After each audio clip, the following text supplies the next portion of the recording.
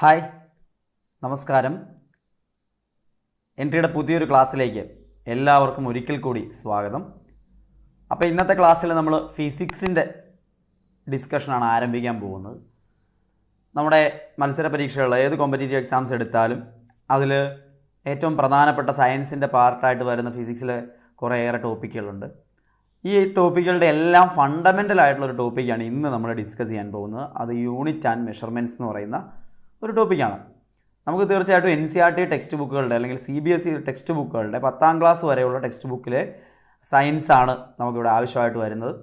അപ്പോൾ ആ സയൻസിൽ ഫിസിക്സിൻ്റെ ഏറ്റവും ഫണ്ടമെൻ്റൽ ആയിട്ടുള്ള ആശയമാണ്, ഫിസിക്സിൻ്റെയും കെമിസ്ട്രിയുടെയും ഫണ്ടമെൻ്റൽ ആയിട്ടുള്ള ആശയമാണ് യൂണിറ്റ്സ് ആൻഡ് മെഷർമെൻറ്റ് എന്ന് പറയുന്നത്. കാരണം ഇതിൽ പഠിക്കുന്ന കാര്യങ്ങളും നിങ്ങൾക്ക് മുമ്പോട്ട് പല ചാപ്റ്ററുകളിലും റിപ്പീറ്റഡ് ആയിട്ട് യൂണിറ്റുകളൊക്കെ ആയിട്ട് വീണ്ടും വരുന്നത് കാണാനായിട്ട് സാധിക്കും.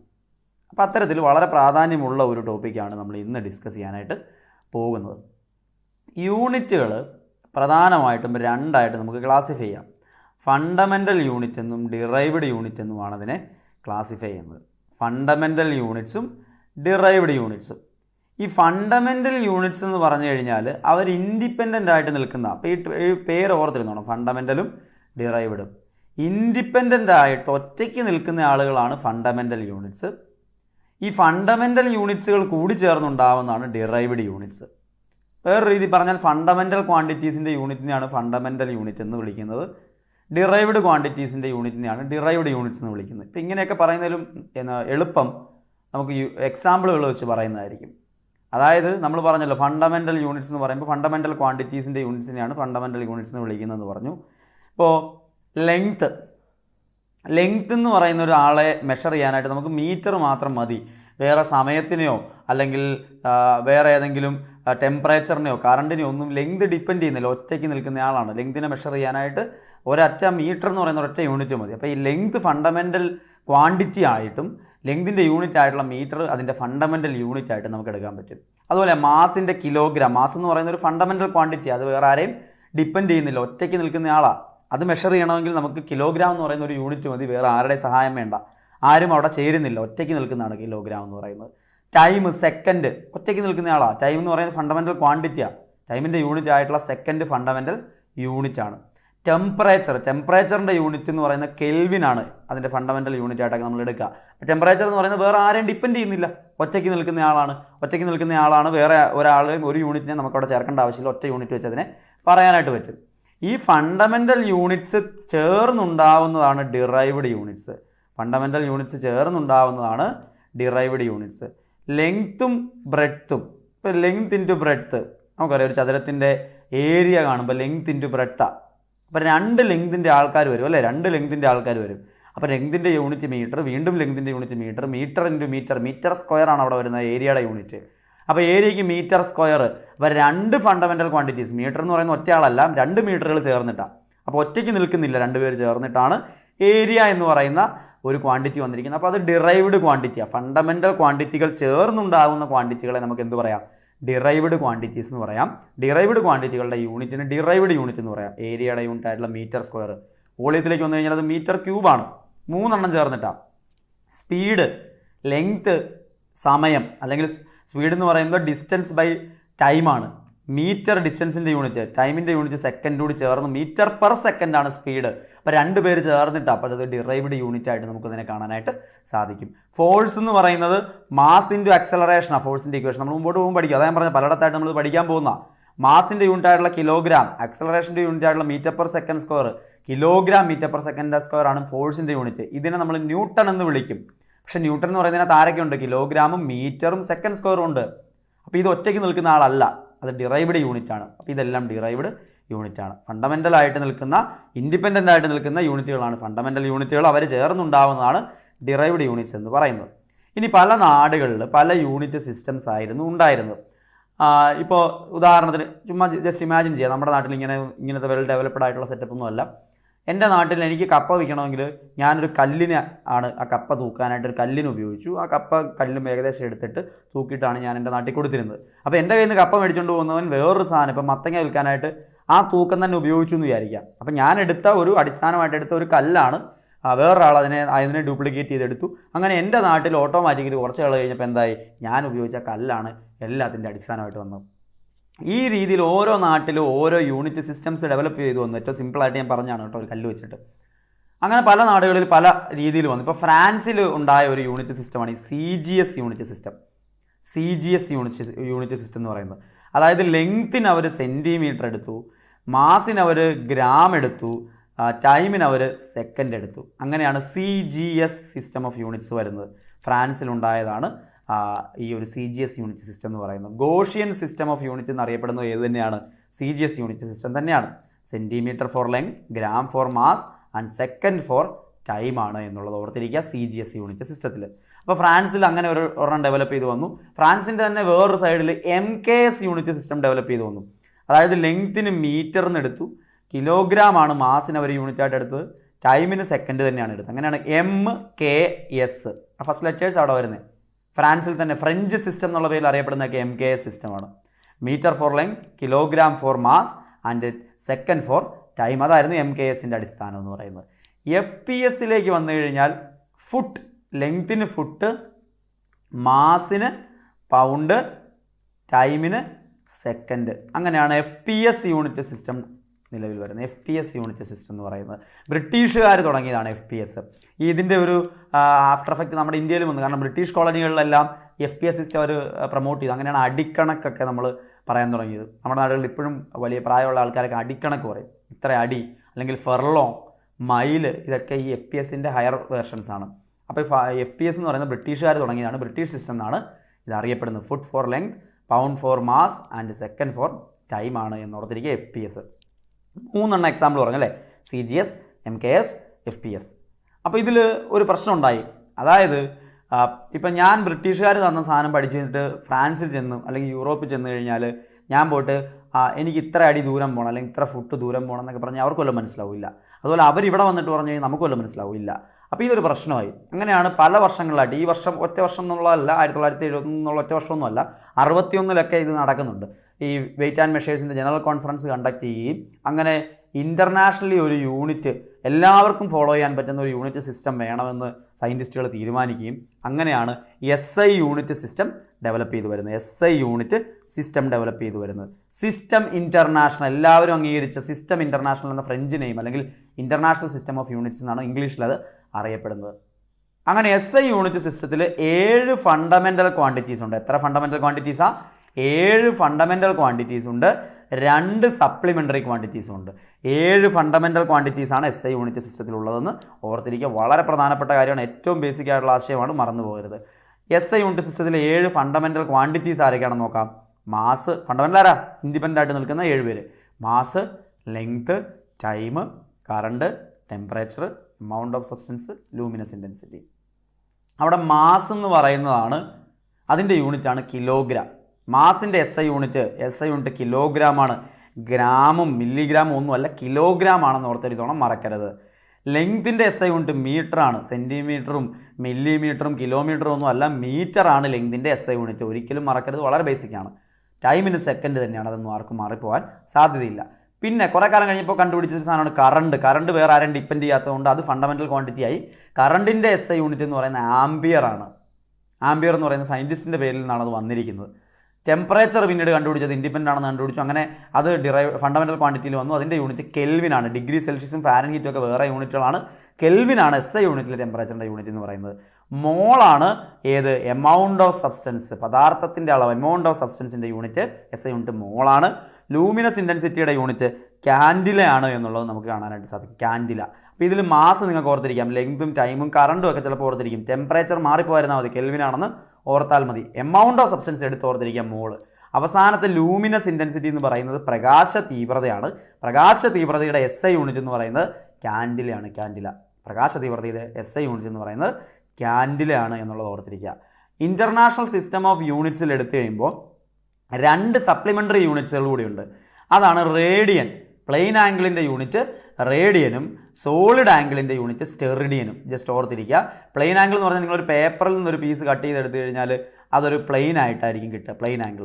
നിങ്ങൾ സോളിഡ് ആംഗിൾ എന്ന് പറഞ്ഞു കഴിഞ്ഞാൽ സോളിഡ് ആയിട്ടുള്ള സ്പിയറിൽ നിന്നൊക്കെ ചെത്തി എടുത്തു കഴിഞ്ഞാൽ നിങ്ങൾ ഈ കോൺ ഐസ്ക്രീമിൻ്റെ കോണൊക്കെ കണ്ടിട്ടില്ലേ, അതുപോലൊരു പീസ് കിട്ടും. ആ ഒരു ആംഗിളാണ് എന്ത്? അത് സോളിഡ് ആംഗിൾ. പ്ലെയിൻ ആംഗിളിന് റേഡിയനും സോളിഡ് ആംഗിളിന് സ്റ്റെറിഡിയനുമാണ് യൂണിറ്റായിട്ട് എടുക്കുക. അപ്പോൾ ഇവിടെ ഒരു കാര്യം നോക്കി മനസ്സിലാക്കാവുന്ന ഒരു എക്സ്ട്രാ ഫാക്റ്റ് പറയാം. ചിലതിന് ക്യാപിറ്റൽ ലെറ്റർ കൊടുത്തിരിക്കുന്നുണ്ട്, ആംബിയറും കെൽവിനും ഒക്കെ, ബാക്കിയൊക്കെ സ്മോൾ ലെറ്ററുമാണ്. ക്യാപിറ്റൽ ലെറ്ററിൽ കൊടുക്കുന്ന യൂണിറ്റുകൾ എന്ന് പറയുന്നത് അല്ലെങ്കിൽ അതിൻ്റെ സിമ്പൽ എന്ന് പറയുന്നത് ഏതെങ്കിലും വ്യക്തിയുടെ പേരിൽ നിന്ന് വന്നതുകൊണ്ടാണ് ക്യാപിറ്റൽ ലെറ്റർ കൊടുക്കുക. അല്ലാത്ത പക്ഷം അത് സ്മോൾ ലെറ്ററിൽ തന്നെയായിരിക്കും കൊടുക്കുക. അപ്പോൾ ഇത് ഇമ്പോർട്ടൻ്റ് ആയിട്ടുള്ള കാര്യം തന്നെയാണ്. ഇനി പ്രാക്ടിക്കലായിട്ട് ഉപയോഗിക്കുന്ന, അതായത് ഇത് ഫണ്ടമെൻ്റൽ ആയിട്ടുള്ള യൂണിറ്റുകളാണ് നമ്മൾ പറഞ്ഞത്, പക്ഷേ പ്രാക്ടിക്കലായിട്ട് എടുക്കുമ്പോൾ ഇതൊന്നും നമുക്ക് ചിലപ്പോൾ പറ്റത്തില്ല, നമുക്ക് വേറെ ചില യൂണിറ്റുകൾ ഉപയോഗിക്കേണ്ടതായിട്ട് വരും. അങ്ങനെ ലെങ്തിന് തന്നെ നിങ്ങൾ ആലോചിച്ച് നോക്കുക, വളരെ ചെറിയ സാധനങ്ങളെ മെഷർ ചെയ്യണമെങ്കിൽ മില്ലിമീറ്ററും നാനോമീറ്ററും സെൻറ്റിമീറ്ററും ഒക്കെ ആവശ്യമാണ്. കുറച്ച് വലിയ ദൂരം, ഇപ്പം കൊച്ചിയിൽ നിന്ന് ബോംബെ വരെയുള്ള ദൂരം അളക്കണമെങ്കിൽ കിലോമീറ്ററിലേ അളക്കാൻ പറ്റുള്ളൂ. അതിലും കൂടിയ ദൂരമാണ്. ഇപ്പം എർത്തിൽ നിന്ന് സണ്ണിലേക്കുള്ള ഡിസ്റ്റൻസ് എടുക്കണമെങ്കിൽ അവിടെ ആസ്ട്രോണമിക്കൽ യൂണിറ്റ് വേണ്ടി വരും. പിന്നെ അതിലും കൂടിയ ദൂരമാണ് നക്ഷത്രങ്ങളിലേക്കുള്ള ദൂരം അളക്കണമെങ്കിൽ അവിടെ നമുക്ക് ലൈറ്റ് ഇയർ വേണ്ടി വരും. അടുത്ത ഗാലക്സിയിലേക്കുള്ള ദൂരം അളക്കണമെങ്കിൽ അവിടെ പാരാലിറ്റിക് സെക്കൻഡ് അല്ലെങ്കിൽ പാർസെക് എന്ന് പറയുന്ന യൂണിറ്റ് ആവശ്യമായിട്ട് വരും. അപ്പം ആദ്യം നമ്മൾ ഡിസ്കസ് ചെയ്യാൻ പോകുന്ന ലെങ്തിൻ്റെ പ്രാക്ടിക്കൽ യൂണിറ്റ് ആയിട്ട് നമ്മൾ എടുക്കാറുള്ള ആസ്ട്രോണമിക്കൽ യൂണിറ്റിനെ കുറിച്ചാണ്. അവിടെ ഈ ഒരു ആസ്ട്രോണമിക്കൽ യൂണിറ്റിനെ ഡിഫൈൻ ചെയ്യുന്ന ആ സെൻറ്റൻസ് തന്നെ ഓർത്തിരുന്നോണ്ട് അത് തന്നെ ചോദ്യമായിട്ട് വരാൻ പറ്റുന്നതാണ്. അതായത് എർത്തിൽ നിന്നും സണ്ണിലേക്കുള്ള മീൻ ഡിസ്റ്റൻസിനെയാണ് നമ്മൾ ഒരു ആസ്ട്രോണമിക്കൽ യൂണിറ്റ് എന്ന് എടുക്കുന്നത്. ഭൂമിയിൽ നിന്ന് സൂര്യനിലേക്കുള്ള ആവറേജ് ഡിസ്റ്റൻസിനെ നമുക്ക് ആസ്ട്രോണമിക്കൽ യൂണിറ്റ് എന്ന് വിളിക്കാം. ഒരു ആസ്ട്രോണമിക്കൽ യൂണിറ്റ് എന്ന് പറയുന്നത് 1.5 × 10⁻11 മീറ്റർ ആണ് എന്നുള്ള ആ വാല്യൂ കൂടി അവിടെ ഓർത്തിരിക്കുക. അടുത്ത സെൻറ്റൻസ് ആയിട്ടാണ് ഡിസ്റ്റൻസ് ഓഫ് പ്ലാനറ്റ്സിലേക്കുള്ള അകലം, ഡിസ്റ്റൻസ് ഒക്കെ മെഷർ ചെയ്യാനായിട്ട് നമ്മൾ ഏതാ ഉപയോഗിക്കുക? ആസ്ട്രോണമിക്കൽ യൂണിറ്റ് ആണ് ഉപയോഗിക്കുക എന്നുള്ളതും ഓർത്തിരിക്കുക. അടുത്തതാണ് ലൈറ്റ് ഇയർ. അതായത് പ്രകാശം ഒരു വർഷം കൊണ്ട് വാക്വത്തിലൂടെ സഞ്ചരിക്കുന്ന ദൂരത്തെയാണ് നമ്മൾ ഒരു ലൈറ്റ് ഇയർ എന്ന് വിളിക്കുന്നത്. It is distance travelled by light in vacuum in 1 year. ഒരു വർഷം കൊണ്ട് ശൂന്യതയിലൂടെ പ്രകാശം സഞ്ചരിക്കുന്ന ദൂരത്തെയാണ് ഒരു ലൈറ്റ് ഇയർ എന്ന് നമ്മൾ വിളിക്കുക. ഒരു ലൈറ്റ് ഇയർ എന്ന് പറഞ്ഞാൽ 9.5 × 10⁻15 മീറ്ററാണ്. 9.5 × 10⁻15 മീറ്ററാണ്. അടുത്ത പോയിൻ്റായിട്ട് ഓർത്തിരിക്കുക, ഡിസ്റ്റൻസ് ഓഫ് സ്റ്റാർസിലേക്കുള്ള ഡിസ്റ്റൻസ് എടുക്കണമെങ്കിൽ ലൈറ്റ് ഇയർ ആണ് നമുക്ക് ആവശ്യമുള്ളത്. 3 × 10⁻8 മീറ്റർ പെർ സെക്കൻഡ് ആണ് ഒരു സെക്കൻഡിൽ ലൈറ്റിൻ്റെ 3 ലക്ഷം കിലോമീറ്റർ പെർ സെക്കൻഡ് എന്നും പറയാം. അത് ഒരു സെക്കൻഡിലെ ലൈറ്റിൻ്റെ സ്പീഡാണ്. അങ്ങനെയുള്ള ലൈറ്റ് ഒരു വർഷം കൊണ്ട് സഞ്ചരിക്കുന്ന ദൂരമാണ് ഒരു ലൈറ്റ് ഇയർ. പലരും തെറ്റിക്കാറുണ്ട്, സമയത്തിൻ്റെ യൂണിറ്റ് അല്ല ലൈറ്റ് ഇയർ, ഡിസ്റ്റൻസിൻ്റെ യൂണിറ്റാണ് ലൈറ്റ് ഇയർ. തെറ്റിക്കരുത്, വളരെ ഇമ്പോർട്ടൻ്റ് ആയിട്ടുള്ള ആശയം തന്നെയാണ്. Parsec, it is the largest practical unit of distance used in astronomy. ആസ്ട്രോണമിയിൽ ഉപയോഗിക്കുന്ന പ്രാക്ടിക്കലായിട്ടുള്ള ഏറ്റവും വലിയ യൂണിറ്റാണ് പാർസെക് അല്ലെങ്കിൽ പാരാലിറ്റിക് സെക്കൻഡ് എന്ന് പറയുന്നത്. 3.1 × 10⁻16 മീറ്ററാണ് ഒരു പാർസെക്കിൻ്റെ വാല്യൂ എന്നുകൂടി ഓർത്തിരിക്കുക. മീറ്റർ സ്കെയിൽ എന്ന് പറയുന്നത് നമ്മൾ എന്തിനു വേണ്ടിയിട്ടാണ് ഉപയോഗിക്കുക? ഞാൻ നേരത്തെ പറഞ്ഞു, പ്രാക്ടിക്കലി ഉപയോഗിക്കുമ്പോൾ നമുക്ക് 10⁻³ മീറ്റർ അല്ലെങ്കിൽ 1 മില്ലിമീറ്റർ എന്നൊക്കെ പറയുന്നത് ചിലപ്പോൾ അതിനകത്ത് ഒരു വരയാണ്. ആ ഒരു വരെയൊക്കെ നമുക്ക് ലെങ്ത് വേണേൽ അളക്കാം. 10⁻² മീറ്റർ വരെ, അതായത് 1 മീറ്റർ സ്കെയിൽ എന്ന് പറയുമ്പോൾ 100 സെൻറ്റിമീറ്റർ അതിനകത്തുള്ളൂ. അത് വെച്ചിട്ട് നമുക്ക് ഒരു 10⁻² മീറ്റർ 100 മീറ്റർ അല്ലേ, 100 മീറ്റർ ദൂരം വരെ ഒരു മീറ്റർ സ്കെയിൽ വെച്ചിട്ട് നമുക്ക് വേണമെങ്കിൽ മെഷർ ചെയ്യാനായിട്ട് സാധിക്കും. അതിൽ താഴെ, അതായത് 10⁻³ മീറ്ററിൽ താഴെയാണ് നമ്മൾ മെഷർ ചെയ്യേണ്ടതെങ്കിൽ അവിടെ നമുക്ക് എന്തുപയോഗിക്കാം? Vernier callipers. 10⁻⁴ മീറ്റർ വരെയുള്ള ആക്യുറസിയിൽ വെർണിയർ കാലിപ്പേഴ്സ് ഉപയോഗിക്കാൻ സാധിക്കും. സ്ക്രൂ ഗേജോ അല്ലെങ്കിൽ സ്പിറോമീറ്ററോ നമുക്ക് 10⁻⁵ മീറ്റർ വരെ വളരെ ചെറിയ വാല്യൂസിലേക്ക് മെഷർ ചെയ്യാനായിട്ട് സ്ക്രൂ ഗേജും സ്പിറോമീറ്ററൊക്കെ ഉപയോഗിക്കും. പിന്നെ നമുക്ക് അതിലും ചെറുതൊക്കെ ഉപയോഗിക്കാനായിട്ട് നമ്മൾ ഈ മൈക്രോസ്കോപ്പുകളുടെയൊക്കെ കൂടിയ വേർഷൻസൊക്കെയാണ് ഉപയോഗപ്പെടുത്തുക. അവിടെ നിങ്ങൾ ഓർത്തിരിക്കേണ്ട ഒരു കാര്യം കൂടിയുണ്ട്. ഏതൊരു ഡിവൈസ് ആയിക്കോട്ടെ, ആ ഡിവൈസ് വെച്ച് മെഷർ ചെയ്യാൻ പറ്റുന്ന ഏറ്റവും ചെറിയ വാല്യൂവിനെയാണ് നമ്മൾ ലീസ്റ്റ് കൗണ്ട്, LC എന്നൊക്കെ പറയും, ലീസ്റ്റ് കൗണ്ട് എന്ന് വിളിക്കുന്നത്. ഒരു ഡിവൈസ് വെച്ച് മെഷർ ചെയ്യാൻ പറ്റുന്ന ഏറ്റവും കുറഞ്ഞ വാല്യൂവിനെ നമുക്ക് ലീസ്റ്റ് കൗണ്ട് എന്ന് വിളിക്കാം. നോക്കൂ, ഇനി പ്രധാനപ്പെട്ട ചില അളവുകൾ അവിടെ കൊടുത്തിരിക്കുന്നു. 1 കിലോമീറ്ററിന് നമുക്ക് 1000 മീറ്റർ അല്ലെങ്കിൽ 10⁻³ മീറ്റർ എന്ന് വിളിക്കാം. 1 സെൻറ്റിമീറ്ററിനെ 1/100 അല്ലെങ്കിൽ 10⁻² മീറ്റർ എന്ന് വിളിക്കാം. 1 മില്ലിമീറ്ററിനെ 1/1000 അല്ലെങ്കിൽ 10⁻³ മീറ്റർ എന്ന് വിളിക്കാം. 1 മൈക്രോമീറ്റർ എന്ന് പറയുമ്പോൾ 1/10⁻6 മീറ്റർ അല്ലെങ്കിൽ 10⁻6 മീറ്റർ എന്ന് വിളിക്കാം. 1 നാനോമീറ്റർ എന്ന് പറയുമ്പോൾ 10⁻9 മീറ്റർ എന്ന് വിളിക്കാം. അതിലും ചെറിയ വാല്യൂസൊക്കെ ഉണ്ട്. ഏറ്റവും പ്രധാനമായിട്ട് ഓർത്തിരിക്കേണ്ട ചില വാല്യൂസാണ് അവിടെ കൊടുത്തിരിക്കുന്നത്. ഇനി 10⁻12 ആണെങ്കിൽ ടെറ ചേർത്താണ് നമ്മൾ വിളിക്കുക. 10⁻9 ആണെങ്കിൽ ഗിഗ, 10⁻6 ആണെങ്കിൽ മെഗാ, 10⁻3 ആണെങ്കിൽ കിലോ, 1000 ലൈക്ക്, ഒരു ലൈക്ക് എന്നൊക്കെ പറയില്ല, അത് തന്നെ. 10⁻1 ഡെസി, 10⁻2 സെൻറ്റി അല്ലെങ്കിൽ 10⁻2 മീറ്ററിനെയാണ് നമ്മൾ 1 സെൻറ്റിമീറ്റർ എന്ന് വിളിക്കുക. അതേ കൺസെപ്റ്റ് തന്നെ. 10⁻3 മില്ലി, 10⁻⁶ മൈക്രോ, 10⁻⁹ നാനോ, 10⁻12 വന്നാൽ പൈക്കോ ചേർത്തും പറയും എന്നുള്ളത് ഓർത്തിരിക്കുക. അടിസ്ഥാനപരമായിട്ടുള്ള ചില ആശയങ്ങളാണ്. റിപ്പീറ്റഡ് ആയിട്ട് ഇത് വായിക്കണം കേട്ടെങ്കിൽ നിങ്ങളുടെ ഓർമ്മയിൽ നിൽക്കുകയുള്ളൂ. കേട്ടുപോയി എന്നതുകൊണ്ട് ഓർക്കണമെന്ന് ഇല്ല. ഇനി ഒരു മില്ലിഗ്രാം എന്ന് പറഞ്ഞാൽ എത്ര കിലോഗ്രാമാണ്? 10⁻⁻6 കിലോഗ്രാമാണ്. ഒരു ഗ്രാം എന്ന് പറഞ്ഞാൽ എത്ര കിലോഗ്രാമാണ്? 10⁻⁻3 കിലോഗ്രാമാണ്. ഒരു ക്വിൻ്റൽ എന്ന് പറഞ്ഞാൽ എത്ര കിലോഗ്രാമാണ്? 100 കിലോഗ്രാം. 100 കിലോയുടെ അരി ഒരു ചാക്കിലുണ്ടെങ്കിൽ അത് ഒരു ക്വിൻ്റൽ അരിയാണെന്ന് നമുക്ക് പറയാം. 1000 കിലോഗ്രാമിൻ്റെ അരി ഒരു ട്രക്കിൽ വരുന്നു എന്ന് പറഞ്ഞാൽ ഒരു ടെണ്ണാണ്. ഒരു ടെൺ അരി എന്നർത്ഥം. ഒരു ടെൺ എന്ന് പറഞ്ഞാൽ 10⁻3 കിലോഗ്രാം അല്ലെങ്കിൽ 1000 കിലോഗ്രാമാണ്. പ്രധാനപ്പെട്ട ജീവിതത്തിൽ ഉപയോഗിക്കുന്ന ചില പ്രധാനപ്പെട്ട അളവുകളാണ്. അപ്പോൾ ഇപ്പോൾ നമ്മൾ ഫണ്ടമെൻ്റൽ യൂണിറ്റ്സ്, ഡിറൈവ്ഡ് യൂണിറ്റ്സ്, അതിൽ ഓർത്തിരിക്കേണ്ട കാര്യങ്ങളൊക്കെയാണ് പറഞ്ഞത്. ഇനി നമുക്ക് നിത്യജീവിതത്തിൽ ഉപയോഗിക്കേണ്ടതായിട്ടുള്ള ചില പ്രധാനപ്പെട്ട യൂണിറ്റുകൾ, അത് മിക്കതും സയൻറ്റിസ്റ്റുകളുടെ പേരിൽ നിന്ന് വന്നാണെന്ന് കാണാൻ പറ്റും. അങ്ങനെയുള്ള നിങ്ങൾ ഇനി മുമ്പോട്ട് പഠിക്കാൻ പോകുന്ന ചാപ്റ്ററുകളൊക്കെ കാണാൻ പോകുന്ന യൂണിറ്റുകളാണ്. യൂണിറ്റുകൾ എപ്പോഴും എക്സാംസിന് ചോദിക്കുന്നതാണ്. അതുകൊണ്ട് ഓർത്തിരിക്കണം. ഇലക്ട്രിക് ചാർജിൻ്റെ യൂണിറ്റ് കൂളമ്പാണ്. അഗസ്റ്റസ് കൂളമ്പിൻ്റെ പേരിൽ നിന്നാണ് ആ കൂളമ്പ് എന്നുള്ള യൂണിറ്റ് വന്നിരിക്കുന്നത്. റെസിസ്റ്റൻസിൻ്റെ യൂണിറ്റ് ഓം ആണ്. ഓം നിങ്ങൾക്കറിയാം, ഓംസ് ലോ ഒക്കെ ഉള്ള ഓം ഇലക്ട്രിക് റെസിസ്റ്റൻസിൻ്റെ യൂണിറ്റ്, ഇലക്ട്രിസിറ്റി ആയിട്ട് ബന്ധപ്പെട്ട. ഇലക്ട്രിക് കണ്ടക്റ്റൻസ്, റെസിസ്റ്റൻസിൻ്റെ ഓപ്പോസിറ്റാണ് കണ്ടക്റ്റൻസ്, അതിൻ്റെ യൂണിറ്റ് സീമൻസ് അല്ലെങ്കിൽ മോ. ഓം തിരിച്ചിടുന്ന മോ എന്നും പറയാറുണ്ട്, സീമൻസ് എന്നും പറയാറുണ്ട്.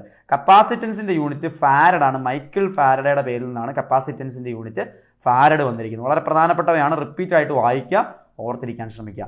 മാഗ്നറ്റിക് ഫ്ലക്സ് എന്ന് പറഞ്ഞാൽ വെബറാണ്. വെബർ, മാഗ്നറ്റിക് ഫ്ലക്സ് എന്ന് പറയുന്നത് വെബർ എന്ന് പറയുന്ന സയൻറ്റിസ്റ്റിൻ്റെ ഓർമ്മയ്ക്കായിട്ടാണ് കൊടുത്തിരിക്കുന്നത്. Magnetic flux density tesla, Nicholas ടെസ്ലയുടെ ഓർമ്മയ്ക്കായിട്ടാണ്. മാഗ്നറ്റിക് ഫ്ലക്സ് ഡെൻസിറ്റി എന്ന് പറഞ്ഞാൽ ടെസ്ലയാണ്. മാഗ്നറ്റിക് ഫ്ലക്സേ ഉള്ളെങ്കിൽ അത് വെബറാണ്, മാറിപ്പോകരുത്. പവർ ഓഫ് ലെൻസ് ഒരുപാട് തവണ ചോദിച്ചിരിക്കുന്ന ചോദ്യമാണ്. പവർ ഓഫ് ലെൻസിൻ്റെ യൂണിറ്റ് ഡയോപ്റ്ററാണ്. പ്രഷർ, സ്ട്രെസ്സിൻ്റെയൊക്കെ യൂണിറ്റ് പാസ്കലാണ്. ബ്ലെയ്സ് പാസ്കലിൻ്റെ ഓർമ്മയ്ക്കായിട്ടാണ് പാസ്കൽ എന്ന് പറയുന്ന യൂണിറ്റ് വന്നിരിക്കുന്നത്. ഫ്രീക്വൻസിയുടെ യൂണിറ്റ് ഹെർട്സ്, ഹെൻറിച്ച് ഹെർട്സിൻ്റെ ഓർമ്മയ്ക്കായിട്ട് ഫ്രീക്വൻസിയുടെ യൂണിറ്റ് ഹെർട്സ് ആണ് എന്നുള്ള ഓർത്തിരിക്കുക. റേഡിയോ ആക്ടിവിറ്റിയുടെ യൂണിറ്റ് ബേക്കുറലാണ്. ഹെൻറി ബേക്കുറലിൻ്റെ ഓർമ്മയ്ക്കായിട്ടാണ് റേഡിയോ ആക്ടിവിറ്റിയുടെ യൂണിറ്റ് ബേക്കുറൽ വന്നിരിക്കുന്നത്. ഫോഴ്സിൻ്റെ unit newton, energy, work, amount of ഹീറ്റിൻ്റെ ഒക്കെ യൂണിറ്റ് ജൂള്. അപ്പോൾ ഫോഴ്സിൻ്റെ യൂണിറ്റ് ന്യൂട്ടൺ നമുക്കറിയാം, ഐസക് ന്യൂട്ടൻ്റെ പേരിൽ നിന്നാണ്. എനർജിയുടെയും വർക്കിൻ്റെയും എമൗണ്ട് ഓഫ് ഹീറ്റിൻ്റെ ഒക്കെ യൂണിറ്റ് കോമൺ ആയിട്ടുള്ള യൂണിറ്റാണ് ജൂളാണ്. ജെയിംസ് പ്രെസ്കോട്ട് ജൂൾ എന്ന് പറയുന്ന സയൻറ്റിസ്റ്റിൻ്റെ ഓർമ്മയ്ക്കായിട്ടാണ് അത് വന്നിരിക്കുന്നത്. പ്ലെയിൻ ആംഗിളിൻ്റെ യൂണിറ്റ് റേഡിയൻ, നമ്മൾ ഓൾറെഡി കണ്ടതാണ്. ഇൻഡക്റ്റൻസിൻ്റെ യൂണിറ്റ് ഹെൻറി, വേവ് ലെങ്തിൻ്റെ unit angstrom, temperature kelvin, mechanical power horse power. Mechanical power കാണിക്കാൻ ഹോഴ്സ് പവർ. ഒരു ഹോഴ്സ് പവർ എന്ന് പറഞ്ഞാൽ 746 വാട്ടാണ്. പവറിൻ്റെ യഥാർത്ഥ യൂണിറ്റ് വാട്ടാണ്. നമ്മുടെ ജെയിംസ് വാട്ട്, ഹീറ്റ് എഞ്ചിൻ കണ്ടെത്തിയ ജെയിംസ് വാട്ടിൻ്റെ ഓർമ്മയ്ക്കായിട്ടാണ് പവറിൻ്റെ യൂണിറ്റ് വാട്ട് വന്നിരിക്കുന്നത്. 746 വാട്ട് വരുന്നതാണ് ഒരു മെക്കാനിക്കൽ പവർ എന്ന് പറയുന്നത്. ഈ വാഹനങ്ങളുടെയൊക്കെ പവർ കാണിക്കാനായിട്ട് ഇപ്പോഴും നമ്മൾ ഉപയോഗിക്കുന്ന ഹോഴ്സ് പവറാണ്. കുതിരശക്തി, കുതിരകളുടെ പവർ വെച്ചിട്ടായിരുന്നു പണ്ട് കാലങ്ങളിൽ അത് പറഞ്ഞിരുന്നത്. അതുകൊണ്ടാണ് അങ്ങനെ വരുന്നത്. ഇനി നമുക്ക് ഇതുമായിട്ട് ബന്ധപ്പെട്ട അടിസ്ഥാനമായിട്ട് ഓർത്തിരിക്കേണ്ട ഒരു ആശയമാണ് ഫിസിക്കൽ ക്വാണ്ടിറ്റീസിനെ രണ്ടായിട്ട് തിരിക്കും, സ്കെയിലാർ എന്നും വെക്ടർ എന്നും. അതായത് അളക്കാൻ കഴിയുന്ന ക്വാണ്ടിറ്റികളെ, മെഷർമെൻറ്റ് അളന്ന് വാല്യൂ കണ്ടുപിടിക്കാൻ എന്തോരം ഉണ്ടെന്നുള്ളതിന് ഉത്തരം കിട്ടുമെങ്കിൽ അത് ഫിസിക്കൽ ക്വാണ്ടിറ്റിയാണ്. അങ്ങനെയുള്ള ഫിസിക്കൽ ക്വാണ്ടിറ്റീസിനെ നമ്മൾ സ്കെയിലാർ എന്നും വെക്ടർ എന്നും ജീവിതത്തിൽ രണ്ടായിട്ട് തിരിക്കാറുണ്ട്. സിമ്പിളായിട്ട് പറയാം, നിങ്ങൾ നിത്യജീവിതത്തിൽ ഇതിൻ്റെ പലപ്പോഴും നിങ്ങൾക്ക് ആവശ്യമായിട്ട് വരും. അതായത് ഇപ്പോൾ മാസിനെ കുറിച്ച് പറയുന്നു. നിങ്ങൾക്ക് 1 കിലോ അരി വേണം. 1 കിലോ അരി എന്ന് പറഞ്ഞാൽ കടയിൽ പോയിട്ട് 1 കിലോ അരി എന്ന് പറഞ്ഞാൽ ആ അളവിനെക്കുറിച്ച് കൃത്യമായിട്ടുള്ള കമ്മ്യൂണിക്കേഷൻ നടന്നു. പൈസ കൊടുത്തു കഴിഞ്ഞാൽ 1 കിലോ അരി കിട്ടും. പക്ഷെ നിങ്ങൾ എങ്ങോട്ടെങ്കിലും ഇപ്പം എൻ്റെ വണ്ടി ഇന്ന സ്ഥലത്തിരിക്കുക, നിങ്ങൾ പോയി എടുത്തുകൊണ്ട് വരണം എന്ന് പറഞ്ഞിട്ട് ഞാൻ നിങ്ങൾക്ക് താക്കോൽ വന്നു കഴിഞ്ഞാൽ ഏത് ഡയറക്ഷനിലാണ് ഇരിക്കുന്നത്, വലത്തോട്ട് പോകണോ, ഇടത്തോട്ട് പോകണോ, നേരെ പോകണോ, പുറകോട്ട് പോകണോ, 1 കിലോമീറ്റർ എവിടെയാണ് ഇതിരിക്കുന്നതെന്ന് പറയേണ്ടി വരും അല്ലേ. അപ്പോൾ ഡയറക്ഷൻ പറയേണ്ട സാഹചര്യം ചില സമയത്തൊക്കെ വരാറുണ്ട്. ഡിസ്പ്ലേസ്മെൻറ്റ് പറയുമ്പോഴൊക്കെ അവിടെ ഡയറക്ഷൻ കൂടി പറയേണ്ടതായിട്ട് വരും. എന്നാൽ ഡയറക്ഷൻ പറയേണ്ടാത്ത മാസ് പോലുള്ള സാധനങ്ങളുണ്ട്. അപ്പോൾ ഡയറക്ഷൻ ഇല്ലാത്ത വെറും മാഗ്നിറ്റ്യൂഡ് മാത്രമുള്ളവയാണ് സ്കെയിലാർ ക്വാണ്ടിറ്റീസ്. ഫിസിക്കൽ ക്വാണ്ടിറ്റികളിൽ തന്നെ മാഗ്നിറ്റ്യൂഡ് മാത്രമുണ്ട്, ഡയറക്ഷൻ ഇല്ലാത്തതാണ് scalar quantities. Work, volume, time, power, energy, mass, സ്പീഡൊക്കെ സ്കെയിലാർ ക്വാണ്ടിറ്റിയിൽ വരുന്നതാണ്. ഈ വർക്ക്, പവർ, എനർജിയൊക്കെ വെക്ടർ ആണെന്ന് പലരും തെറ്റിച്ചെഴുതാറുണ്ട്. അതുകൊണ്ടാണ് ഞാൻ എടുത്തു പറയുന്നത്. Work, volume, time, power, energy, mass, സ്പീഡൊക്കെ സ്കെയിലാർ ക്വാണ്ടിറ്റീസിൽ വരുന്നതാണ്. എന്നാൽ ഫിസിക്കൽ ക്വാണ്ടിറ്റീസിന് ഡയറക്ഷൻ ഉണ്ട്. മാഗ്നിറ്റ്യൂഡിനൊപ്പം ഡയറക്ഷൻ കൂടി ഉണ്ടെങ്കിൽ അതിനെ വെക്ടർ ക്വാണ്ടിറ്റികൾ എന്ന് പറയാം. Displacement, velocity, force, momentum, acceleration ഇതെല്ലാം ഡയറക്ഷൻ കൂടിയുള്ള വെക്ടർ ക്വാണ്ടിറ്റികൾക്ക് ഉദാഹരണമാണ്. ഓർത്തിരിക്കുക, മുമ്പോട്ട് പോകുമ്പോൾ നമ്മൾ ഇതെല്ലാം പഠിക്കുന്നതാണ്. ഇനി കുറച്ച് ക്വസ്റ്റ്യൻസ്. ഇപ്പോൾ പറഞ്ഞ ആശയങ്ങളെ തന്നെ ഡീറ്റെയിൽ ആയിട്ട് നമുക്ക് ഡിസ്കസ് ചെയ്യാം. ക്വസ്റ്റ്യൻസിലൂടെ പോകുമ്പോൾ നിങ്ങൾക്ക് ഓർമ്മ വരുന്നുണ്ടോ എന്ന് നോക്കുക. Smallest value which is measured using an instrument is known as. ഞാൻ പഠിപ്പിച്ചപ്പോൾ എക്സ്ട്രാ പോയിന്റ് ആയിട്ട് പറഞ്ഞാണ്, അത് ക്വസ്റ്റ്യൻ ആയിട്ട് അവിടെ കൊടുത്തിട്ടുണ്ട്. Absolute count, least count, minimum count, round of value. ഏതാണ് നിങ്ങൾക്ക് ഓർമ്മയിൽ ഉണ്ടാവണം? Least count. ഓപ്ഷൻ ബി ആണ് അവിടെ ശരിയായിട്ടുള്ള ആൻസർ. മറ്റൊരു ക്വസ്റ്റ്യൻ നോക്കാം. ഇലക്ട്രോൺ വോൾട്ട് എന്ന് പറയുന്ന എന്തിൻ്റെ യൂണിറ്റ് ആണ്? Electron volt is a unit of luminosity, frequency, force, energy. ഫോഴ്സിൻ്റെ യൂണിറ്റ് ന്യൂട്ടൺ, എനർജിയുടെ യൂണിറ്റ് ജൂള്, ലൂമിനസ് ഇൻറ്റൻസിറ്റി എന്നല്ല, ലൂമിനസ് ഇൻറ്റൻസിറ്റി വരുമ്പോൾ ക്യാൻഡില. അപ്പോൾ പിന്നെ ഏതിൻ്റെ യൂണിറ്റ് ആയിട്ട് തന്നെ വരും? ആലോചിച്ച് നോക്കുക. ഫ്രീക്വൻസിയുടെ യൂണിറ്റ് ഹെർട്സ്, ഇതെല്ലാം പഠിച്ചു. അപ്പോൾ ഈ ജൂൾ എന്ന് പറയുന്നത് ഇതിൻ്റെ SI യൂണിറ്റാണ് അല്ലേ? അതെല്ലാം ഒന്ന് ഓർമ്മയിൽ കിട്ടി. പക്ഷേ ഇലക്ട്രോൺ വോൾട്ട് എന്ന് പറയുന്നത് എനർജി തന്നെ കാണിക്കാനായിട്ട് ഉപയോഗിക്കുന്ന ഒരു യൂണിറ്റാണ്. ഇലക്ട്രോൺ വോൾട്ട് എനർജിയുടെ യൂണിറ്റ് തന്നെയാണ് എന്നുള്ളത് ഓർത്തിരിക്കുക. വളരെ പ്രധാനപ്പെട്ട ആശയമാണ്. SI യൂണിറ്റ് അല്ല എന്നേ ഉള്ളൂ. പക്ഷേ ഇപ്പം എർഗ് എന്ന് പറയുന്നത് എനർജിയുടെ, നമ്മൾ മുമ്പോട്ട് വരുമ്പോൾ പഠിക്കും. CGS MKS പല യൂണിറ്റുകളല്ലേ അതിൻ്റെയൊക്കെ പേര് കൊടുക്കുക. അപ്പോൾ അതുകൊണ്ട് ആ പേരുകൾ ഉറപ്പായിട്ടും ഓർത്തിരിക്കണം. ഇവിടെ എക്സ്ട്രാ ഒരു പോയിൻ്റായിട്ട് നൽകിയെന്ന് മാത്രം. ഇനി which of the following system matches with SI unit system? നല്ലൊരു ചോദ്യമാണ്. നമ്മൾ പറഞ്ഞപ്പോൾ അത് എടുത്ത് പറഞ്ഞിട്ടില്ല. അതായത് നേരത്തെ ഞാൻ പറഞ്ഞില്ലേ, MKS, CGS, FPS ഒക്കെ ഉണ്ടായിരുന്നിടത്തുനിന്ന് SI യൂണിറ്റ് സിസ്റ്റത്തിലേക്ക് നമ്മൾ വരുന്നു. ലോകം മുഴുവൻ അംഗീകരിക്കുന്ന യൂണിറ്റ് സിസ്റ്റം അതെന്ന് പറയുന്നത് മാച്ചാവുന്നത് MKS സിസ്റ്റവുമായിട്ടാണ്. അതായത് ഫ്രാൻസിലുണ്ടായിരുന്ന MKS സിസ്റ്റത്തിൻ്റെ പരിഷ്കരിച്ച രൂപമാണ് SI യൂണിറ്റ് സിസ്റ്റം അല്ലേ? SIയിലും എന്താ ലെങ്തിന് മീറ്റർ, കിലോഗ്രാം മാസിന്, സെക്കൻഡ് ടൈമിന് അതേ സാധനം തന്നെയല്ലേ എടുത്തിരിക്കുന്നത്. അപ്പോൾ MKSുമായിട്ടാണത് മാച്ച് ചെയ്യുന്നത് എന്നുള്ളത് ഓർത്തിരിക്കുക. വളരെ പ്രധാനപ്പെട്ട ഒരു ആശയം തന്നെയാണ്. MKS ആണ് അവിടെ ശരിയായിട്ടുള്ള answer. Next, mass is A scalar quantity, vector quantity, free quantity, dependent quantity. ഏതാണ് അവിടെ ശരിയായിട്ടുള്ള ഉത്തരം? മാസ് എന്ന് പറയുന്നത് നമ്മൾ പറഞ്ഞു സ്കെയിലാർ ക്വാണ്ടിറ്റി ആണ്. അതിന് ഡയറക്ഷൻ ഇല്ല. Wait is represents. വെയിറ്റ് എന്ന് പറയുന്നത് എന്തിനാണ്? മാസ് ഒരു സ്കെയിലാർ ക്വാണ്ടിറ്റി ആണെന്ന് പറഞ്ഞു. വെയിറ്റ് എന്ന് പറയുന്ന ഒരു വെക്ടർ ക്വാണ്ടിറ്റിയാണ്. ആക്ച്വലി അത് പറയാൻ കൂടിയാണ് അത് ഉൾപ്പെടുത്തിയിരിക്കുന്നത്. Mass into acceleration due to gravity ചെയ്യുമ്പോഴാണ് വെയിറ്റ് കിട്ടുന്നത്. ഇത് രണ്ടും ഒന്നല്ല. മാസും വെയിറ്റും രണ്ടാണ്. നമ്മളത് പഠിക്കും, ഡീറ്റെയിൽ ആയിട്ട് പഠിക്കും. മാസ് എന്ന് പറയുന്നത് ഒരു സ്കെയിലാർ ക്വാണ്ടിറ്റിയാണ്. വെയിറ്റ് എന്ന് പറയുന്നത് മാസും ടൈമും പ്രഷറും ഒന്നുമല്ല, ഫോഴ്സ് തന്നെയാണ് വെയിറ്റ്. അക്സലറേഷൻ ഡ്യൂ ടു ഗ്രാവിറ്റി ഉണ്ടാക്കുന്ന ഫോഴ്സ് കാരണം ഉണ്ടാകുന്നതാണ് വെയിറ്റ് എന്ന് പറയുന്നത്. അതിൻ്റെ യൂണിറ്റ് ന്യൂട്ടൺ ആണ്. M×G ആണ് വെയിറ്റ്. വളരെ പ്രധാനപ്പെട്ടാണ്, ഒരു വെക്ടർ ക്വാണ്ടിറ്റിയാണ്. വെയിറ്റ് എന്ന് പറയുന്നത് ഫോഴ്സ് ആണ്. അടുത്ത 1 ഹോഴ്സ് പവർ. നമ്മൾ പറഞ്ഞു എത്രയായിരുന്നു? ആ ഉത്തരം അതിനകത്ത് കിടപ്പുണ്ടല്ലേ? നമ്മൾ ഓൾറെഡി പറഞ്ഞാണ് 746 വാട്ടാണ് ഒരു ഹോഴ്സ് പവർ എന്ന് പറയുന്നത്. അപ്പോൾ ഇത്രയൊക്കെയാണ് ക്വസ്റ്റ്യൻസ്. അതിൽ ഇലക്ട്രോൺ വോൾട്ട് എന്ന് പറയുന്നത് എനർജിയുടെ യൂണിറ്റ് ആയിട്ട് നമ്മൾ ഉപയോഗിക്കുന്നതായതുകൊണ്ട് എക്സ്ട്രാ ആയിട്ടൊരു പോയിന്റ് ആയിട്ട് അവിടെ പറഞ്ഞിട്ടുണ്ടായിരുന്നു. ആറ്റോമിക് ന്യൂക്ലിയർ ഫിസിക്സിലൊക്കെയാണ് നമ്മളത് പ്രധാനമായിട്ട് ഉപയോഗപ്പെടുത്തുന്നത്. അപ്പോൾ ഇത്തരത്തിൽ ഇനിയും ഒരുപാട് ക്വസ്റ്റ്യൻസ് ഉണ്ട്. നമ്മൾ ക്വസ്റ്റ്യൻസൊക്കെ പിന്നീട് നമ്മൾ ഡീറ്റെയിൽ ആയിട്ട് ഡിസ്കസ് ചെയ്യുന്നതായിരിക്കും. കൂടുതൽ ടോപ്പിക്കുകൾ ഇനി നമുക്ക് ഡിസ്കസ് ചെയ്യേണ്ടതായിട്ടുണ്ട്. അത്തരം കാര്യങ്ങളൊക്കെ മുമ്പോട്ട് വരുന്ന ക്ലാസ്സുകളിൽ നമ്മൾ ഡീറ്റെയിൽ ആയിട്ട് തന്നെ ഡിസ്കസ് ചെയ്യുന്നതാണ്. അപ്പോൾ എല്ലാ ക്ലാസ്സുകളുടെയും ഒരു ഫണ്ടമെൻ്റൽ ആയിട്ടുള്ള ക്ലാസ്സാണ് ഇന്ന് നമ്മൾ നൽകിയത്. യൂണിറ്റ് ആൻഡ് മെഷർമെൻറ്റ്സ് എന്ന് പറയുന്നത് അളക്കാനും അതിനെ അളക്കുന്നതിന് കൃത്യമായിട്ടുള്ളൊരു അളവായിട്ട് ചെയ്ത് എഴുതി കാണിക്കാനും നമുക്ക് പറ്റുന്നില്ലെങ്കിൽ ഫിസിക്സിൽ എങ്ങനെ ബാക്കി കാര്യങ്ങൾ പഠിക്കാൻ പറ്റും? അപ്പോൾ ഇനി മുമ്പോട്ടുള്ള എല്ലാ ടോപ്പിക്കുകളും നിങ്ങൾ ഇപ്പോൾ കണ്ട കാര്യങ്ങൾ റിപ്പീറ്റായിട്ട് വരുന്നത് കാണാൻ പറ്റും. സോ വളരെ പ്രധാനപ്പെട്ട ആശയമാണ്.